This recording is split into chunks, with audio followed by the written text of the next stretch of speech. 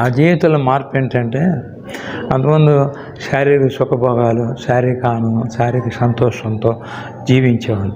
అవన్నింటినీ త్రోసివేసి నిరంతరం ఆత్మీయ జీవిత విధానంలో ఆత్మీయంగా జీవించటం, అనేక మందికి ఆత్మీయ బోధ తెలియపరచడం.